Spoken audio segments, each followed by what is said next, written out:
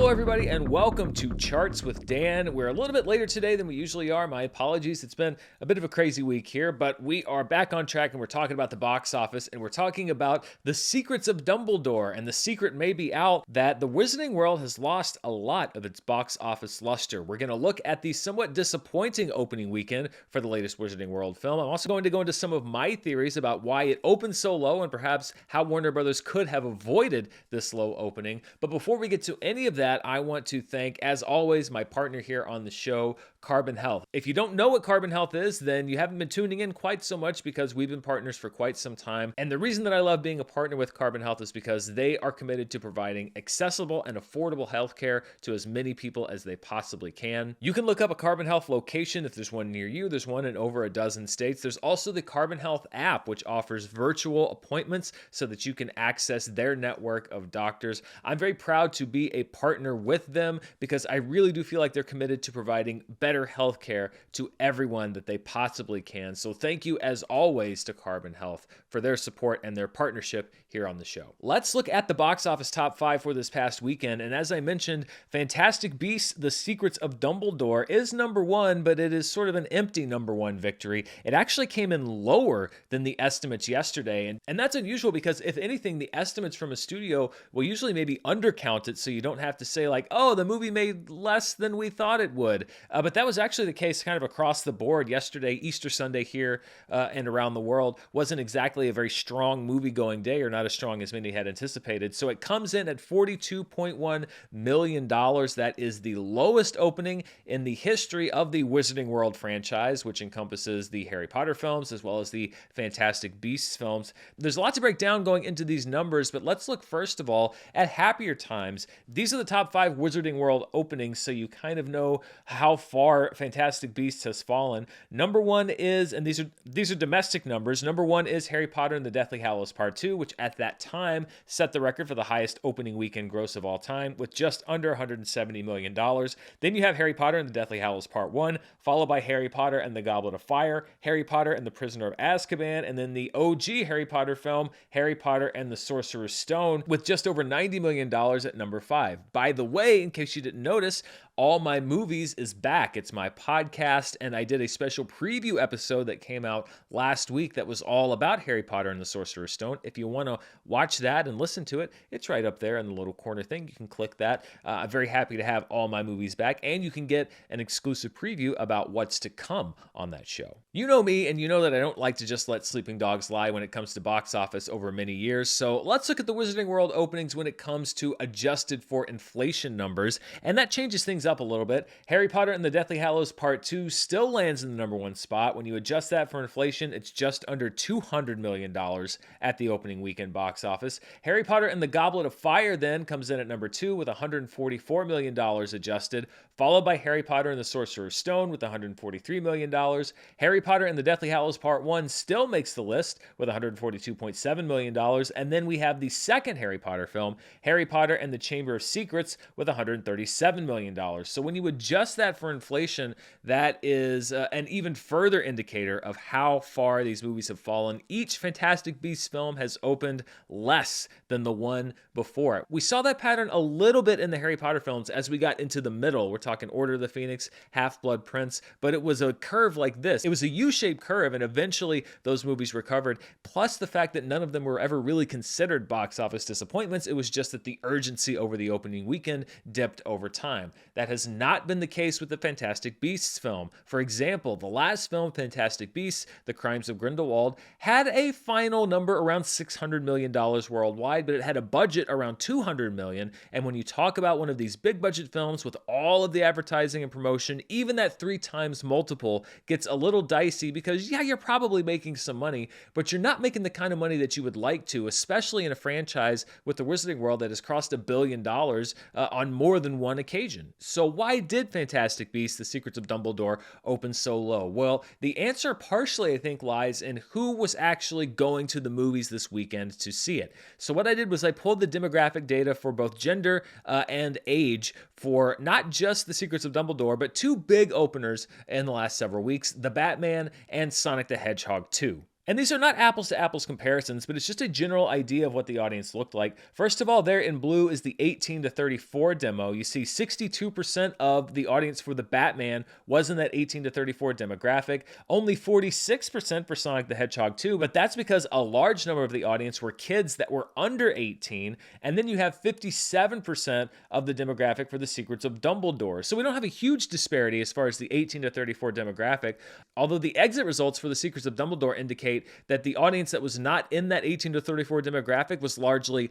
older and not younger.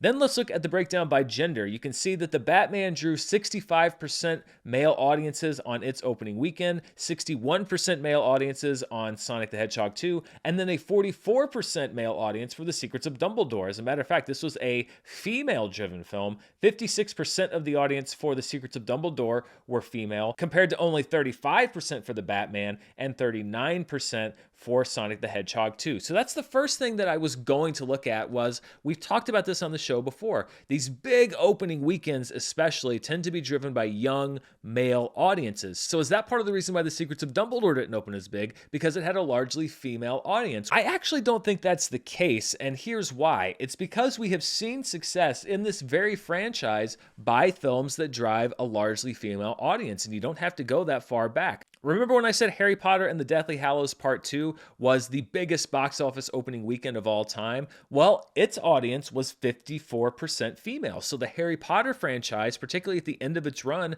was also heavily female skewing, and yet that film was able to open to the highest box office weekend of all time. So for me, then it goes to the age demographics. And this is where I think you have a huge disparity when it comes to this film versus a lot of the films that are breaking older. Remember, older audiences tend to go to the movies either not at all at this point or certainly not rush out on opening weekend.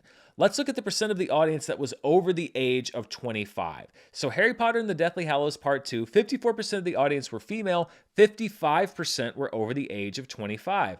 If we jump forward to Fantastic Beasts, that number jumps up 10%. 65% of the audience for the first weekend of Fantastic Beasts and Where to Find Them in 2016 was over the age of 25. You dip down a little bit for The Crimes of Grindelwald, only 52% of the audience for that film was over 25, but that also was not a particularly well-received film. Now let's look at The Secrets of Dumbledore. It's the highest number yet for a Wizarding World film. 70% of the audience was over the age of 25 for The Secrets of Dumbledore. And I think that is the key for why these films are not opening as big as they used to and why they're not making as much money. The audience for Harry Potter / Wizarding World films is getting older. And it doesn't seem like they're recruiting a younger audience to replace those that are not going to the movies as much, that may have lost interest in the franchise over time, because it happens. Usually you see with the Marvel films, etc., you have older fans, people like me that were around during the Sam Raimi Spider-Man days, who all rushed out to the theater the first weekend to see that. And then over time, you replace them with the people that are fans of the Tom Holland Spider-Man or the Andrew Garfield Spider-Man that will then go in and still rush out to the theaters, plus building on this legacy fandom with people that are older than them. What I think we're seeing here with the Wizarding World fandom is that you're not bringing in new people. And I think part of it may be because you're going backwards in time and you're focusing on the older characters like Dumbledore and like Grindelwald and even Newt Scamander. None of them are school-age characters. They're all adult characters. And that doesn't mean that young kids don't like movies about adults. Most of the Avengers, for example, are adults. But I think what it means is you're not really getting that new, younger audience when it comes to these stories. And my guess is that there's probably an analyst or two over at Warner Brothers that is very frustrated because, it just took me an afternoon of looking at these numbers and saying like, well, that's what the issue is. The reason that you're not having huge openings is because your audience is older. That's generally how it works. And I'm not saying also that you can't make films for older audiences. But I think what you do have to do if you're in charge of the Wizarding World is to look at the returns. Look at what happened with Crimes of Grindelwald. Look at the audience, which is, again, largely female, skewing older, not quite as old as Fantastic Beasts, but skewing older. And Fantastic Beasts made good money, but not quote-unquote Harry Potter money. Honestly, I think there should have been someone at Warner Brothers in a power position that should have looked at these numbers and said, okay, we need to do one of two things. We need to alter this storytelling to make it appeal more to a younger audience so we can try to boost these numbers up and really bring out the young audience, particularly on the opening weekend. Or We can adjust our budgeting. We can say, hey, let's not make this movie for $200 million. Let's make this movie for $100 million or $150 million, because that's the other thing. These Fantastic Beasts films have all had the budgets of Harry Potter movies, around $200 million. So really the situation that you have with these movies is you have an audience that's getting older, that is progressively coming out less and less to see these movies, but they're not changing anything. They didn't change any approach in the storytelling. They didn't change any approach in the budgeting. Now, what this means for the Harry Potter franchise going forward, I think it's unlikely that we're going to see two more Fantastic Beasts films, as has been planned, without a radical change in direction or story, which at this point is very difficult to do. Going on from here, I think if you're going to make Harry Potter films, you have to go back and say, what was it that made not just the people that already liked Harry Potter, but what was it that made people fall in love with Harry Potter in the first place? Was it Hogwarts? Was it relating to the young characters? Do you need to look at that direction? Or do you just say, hey, you know what? We made so much money with this franchise as far as movies go. We have theme parks, we have merchandise, we're making money in a lot of different ways. Maybe movies isn't one of the ways to do that. I don't know the answer to that, but this movie is kind of like getting hit by a Hogwarts Express that you can see coming down the tracks, because all of this data was trending in the direction in which it went. And it seems like everybody knew what the problems with these movies were, but the changes they did weren't quite drastic enough. Looking at the rest of the box office weekend, Sonic the Hedgehog 2 in its second week dropping 59%, which is actually for a family film a little steeper than I would have anticipated. I think this also just kind of points to a general decline in audience going over the weekend. Maybe a lot of people spending time with their families, particularly yesterday. $29.3 million. It's still looking good. We'll see how it does in the next few weeks, although that second week drop, surprising for me. I would have put it maybe around more of the 50% range. The Lost City, as I mentioned before, still hanging around at 31%, a 31% drop off with just over $6.2 million. Adding a lot of theaters and a little bit of business was Everything Everywhere All at Once. In its fourth week, it jumps into the top 5. It actually was plus 2% from last week. That's because it jumped into full wide release over 2,000 theaters with a $6.1 million take. So that's one of those movies that has gone from limited release to extremely wide release, and somewhat successfully a top 5 film. And then the Mark Wahlberg film Father Stew with $5.4 million, although that's a little deceptive because it actually opened on Wednesday. So its total probably would have been in the number 3-ish area if it had actually opened on Friday. It just got that extra day, 2 days jump on the box office. So that is your top 5. The Batman exiting the top 5, Morbius exiting the top 5 in just its third weekend. So that movie's a steep decline continues. Looking at the road to recovery, last week we were saying, hey, this might be able to take an uptick if Fantastic Beasts does well. Well, it didn't do well, and so we saw a dip in the box office, which, as you can see, this time of year is very common. Now, we are coming up in about 2 weeks on a huge spike because we have Doctor Strange in the Multiverse of Madness. We'll see if that weekend can spike above the average of around $200 million that we see in that late April, early May Marvel movie opening weekend. So when we look back on the spring, we had a big bump with the Batman. We had a nice bump with Sonic the Hedgehog 2 and a couple of nice hits there in the middle. But the next big box office bump that we're looking for is Doctor Strange in the Multiverse of Madness. And then, of course, some big high-profile movies opening this summer, including Top Gun Maverick, the new Jurassic World movie, etc. When we look at the box office market share, again, this is not something that I think that Warner Brothers would have preferred coming out of this weekend, because their market share actually does not change. Despite opening a movie at number 1, they still maintain 25% of the yearly market share. That's partially because Paramount, due to the sustained success of both The Lost City and Sonic the Hedgehog 2, was able to pick up 2% market share over the weekend. Disney, Fox, and Universal losing a couple of percentage points there. But, you know, you would think if you were a Warner Brothers executive and you have a Wizarding World film open, that you may be able to grab some of that market share away from the other studios. Not the case. It stays exactly where it was last week because it was offset by the successes that other studios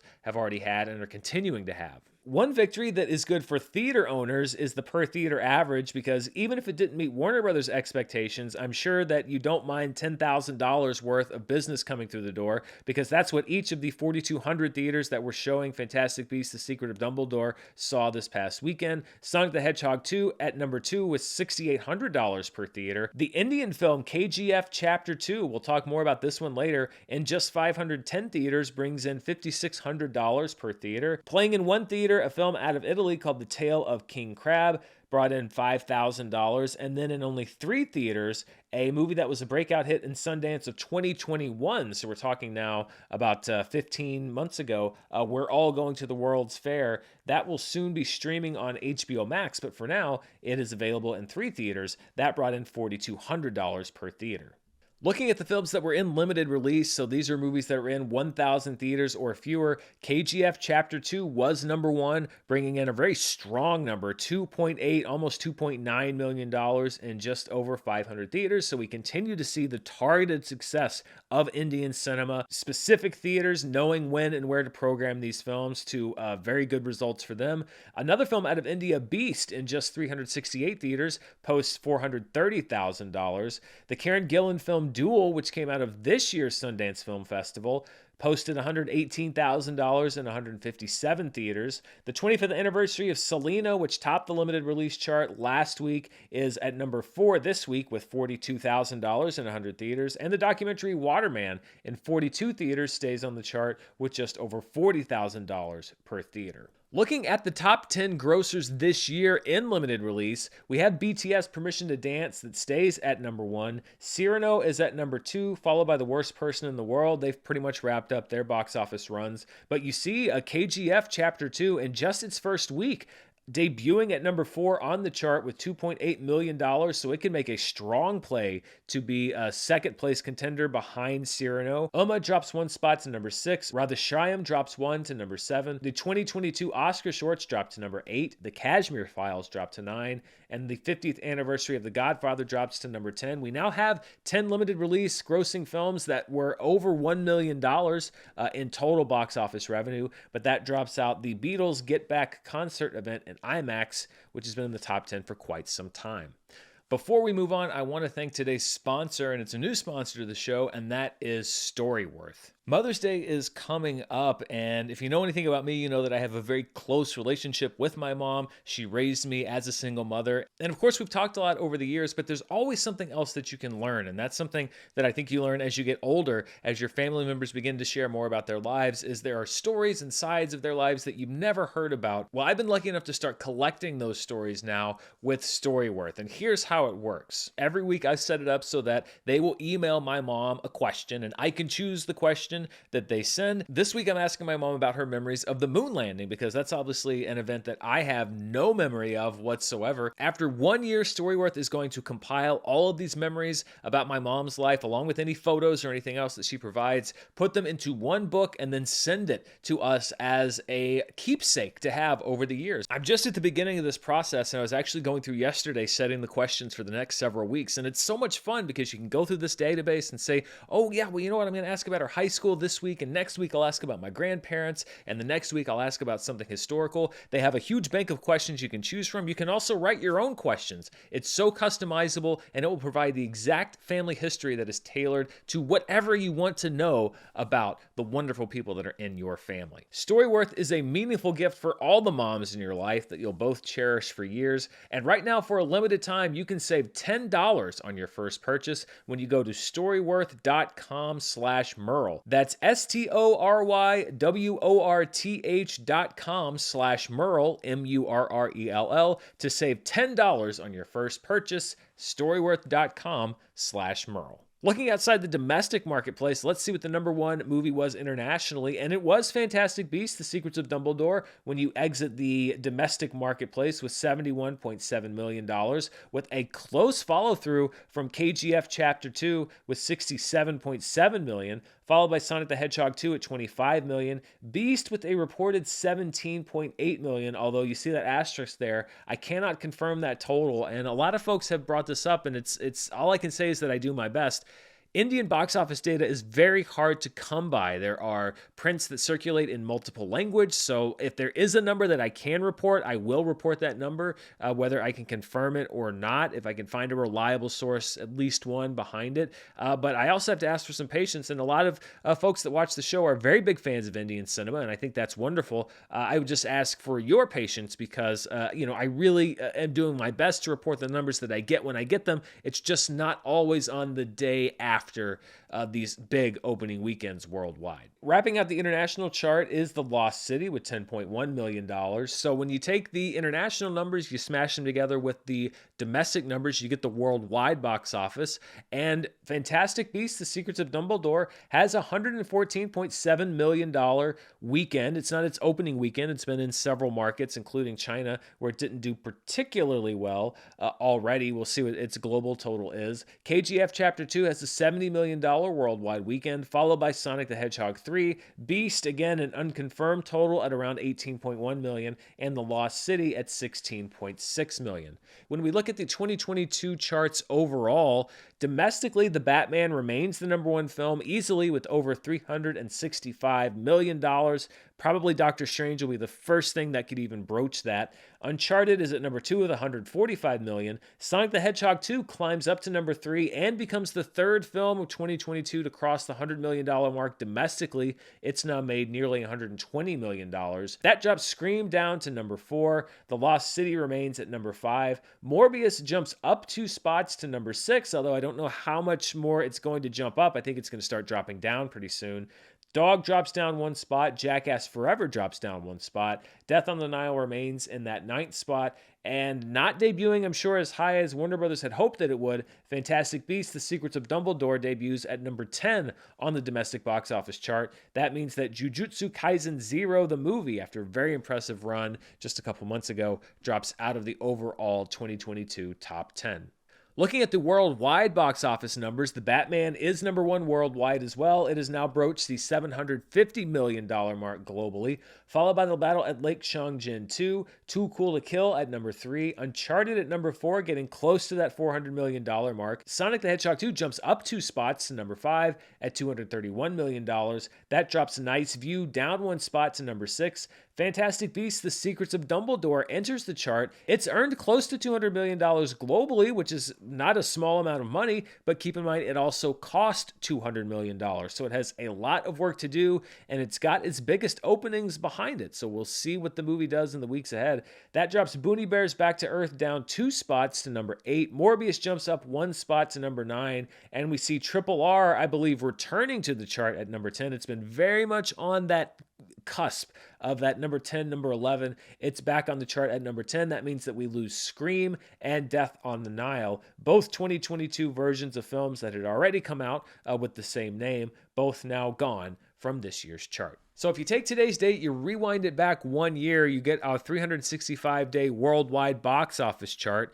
And Spider-Man No Way Home, after 122 days in release, remains number 1 with $1.8, almost $1.9 billion. The Battle at Lake Changjin is at number 2. No Time to Die is at number 3. But really inching up on it is The Batman. It has now jumped over F9 to the number 4 slot with its $751 million gross. F9 now drops down to number 5, but I don't really think it's in any danger of not making that 365-day mark. It has less than 40 days to go. The Battle at Lake Changjin 2 is at number 6. Venom Let There Be Carnage at number 7. Shang-Chi and the Legend of the Ten Rings at number 8. Too Cool to Kill at number 9. And then entering the chart and actually bumping Eternals off is Sing 2, which I know you may say, wait a minute, that movie came out forever ago. Yes, it did. It came out back in December, but it has been a huge movie globally and domestically. It's had a very long shelf life, and it has stuck around long enough to actually make this chart. It is one of the 10 highest grossing films of the previous 365 days. Now, it would not be eligible for the full chart because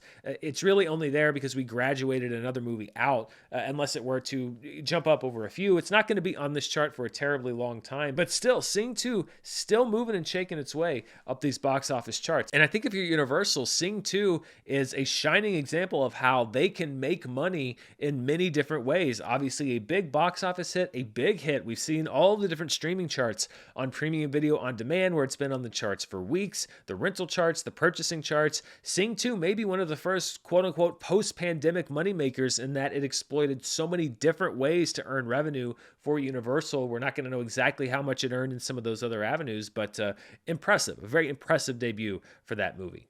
Before we go to the streaming charts, I always take a look back at a weekend in box office past, and I have picked this weekend for a couple of different reasons. We're going to look back at April 10th through the 12th, 1998, when the movie City of Angels opened at number 1 with $15.3 million. Just the week prior, Lost in Space had dethroned Titanic for the first time in several weeks, but City of Angels then became the new box office champ the next weekend, and I picked that for a couple of reasons. Number one, Nicolas Cage has a movie coming out this weekend that I'll mention in just a bit that I'm very much looking forward to. So this was an example of Nicolas Cage's 1990s box office might. That late 90s Cage really was commanding those ticket sales. And also because this was directed by a director named Brad Silberling, who was reportedly, along with Chris Columbus, in line to direct Harry Potter and the Sorcerer's Stone. Chris Columbus ended up getting the job, but it would be interesting to see what would the Wizarding World franchise have looked like if the director of City of Angels, Brad Silberling, had gotten the director's job. We'll never know. As I mentioned, Lost in Space, which had just bumped off Titanic, was barely in number 2 with $13.3 million. Titanic, in its 17th week, was at number 3 with $8.5 million. And then 2 new movies opening. Species 2, because we just didn't really say enough with that first Species film, opened at number 4 with $7.2 million. And then the directorial debut, I believe, of Ice Cube, The Players Club, opened at number 5 with $5.8 million. Looking now at what people are watching at home, we will start with the Amazon Prime charts. Now, these are the movies that are available for Prime subscribers, not for rent on Amazon Prime.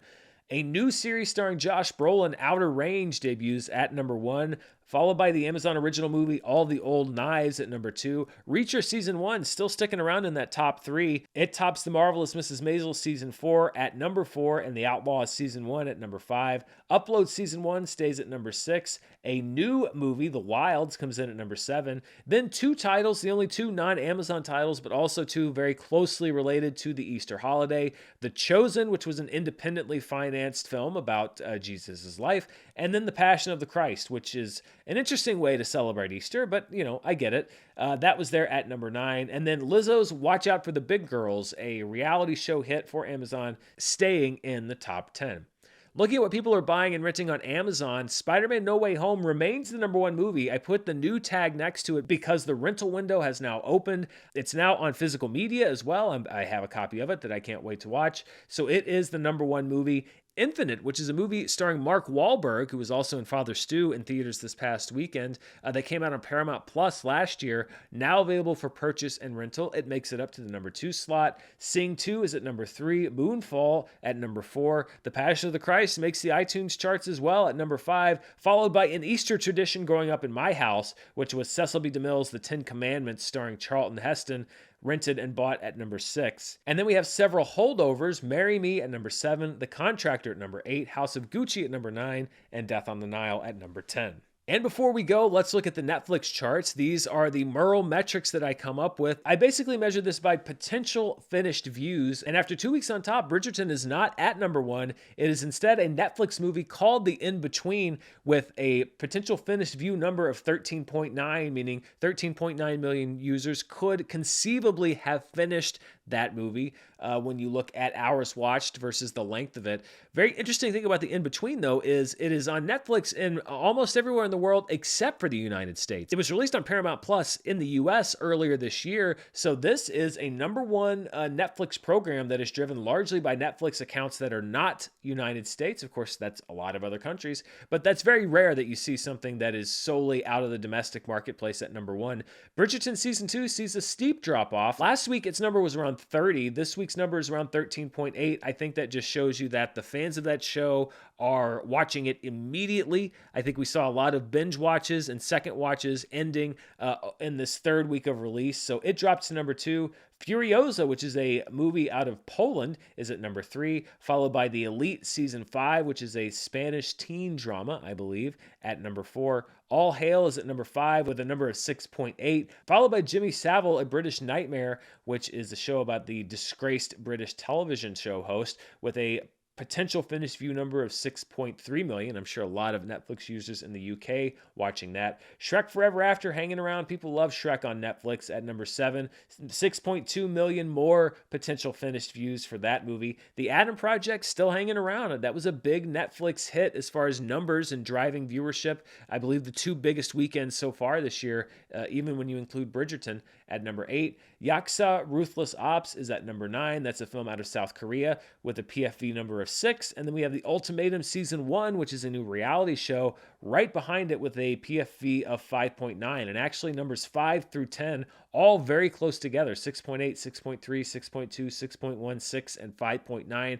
I think that just means that there's no big Bridgerton type thing or Red Notice type thing that's sucking up the majority of the eyeballs on Netflix. So things kind of scatter around. We see this pattern a lot with Netflix in particular. And that wraps it up for this week. As I mentioned, it is a very busy week coming up this weekend. We have 2 of my most anticipated movies of 2022 opening on the same weekend. One of them is Robert Eggers' new film, The Northman, which I cannot wait to see. The other one, as I mentioned, starring Nicolas Cage and Pedro Pascal, The Unbearable Weight of Massive Talent. There are great reviews and buzz on both of these movies from what I've seen. I try not to plug into it too much.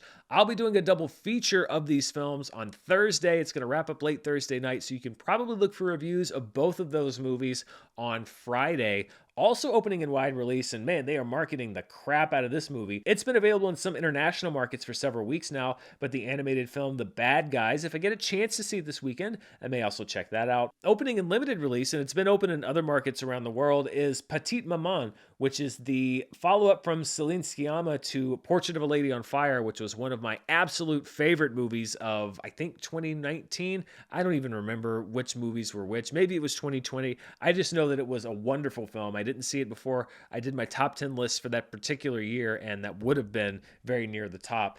So I'm definitely going to be trying to seek that out if it's playing near me. Also, a couple of other films that are opening in limited release. The Duke, which is the final film from director Roger Michell. He did Notting Hill. He did Venus with Peter O'Toole. Sadly, he passed away last year. That is a film starring Helen Mirren and Jim Broadbent. A film from Iran called Hit the Road, which has gotten a lot of really positive reviews, is also opening in limited release. And then, we saw earlier on the limited release charts that BTS has the highest limited release theatrical event of the year. Well, we have another K-pop band coming to theaters. It's a 2-night event, so it's April 20th, which would not be on the weekend charts, but would count for the overall charts, and April 23rd, which will count for the weekend charts. And that is from the K-pop band 17, Power of Love, the movie. I was looking up this band. It has 13 members.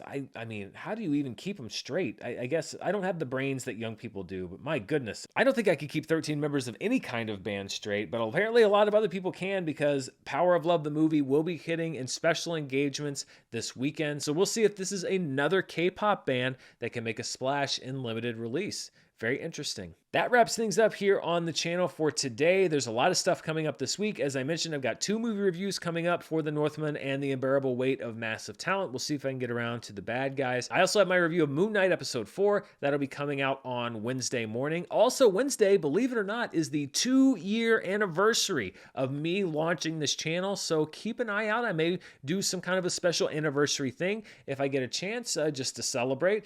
Keep your eyes on the socials and whatnot, and right here on the channel. Plus, you never know what else is going to come out. We've got so many things going on. Thor trailers coming out, Marvel movies getting scheduled, all kinds of fun stuff. If I see anything that tickles my fancy, I'll shoot out a video and you'll all get to watch it. Thanks so much for watching this video. I want to thank Storyworth and, of course, my partners at Carbon Health. I will be back very soon with more movie news, TV news, reviews, you name it. But until then, stay safe. Bye.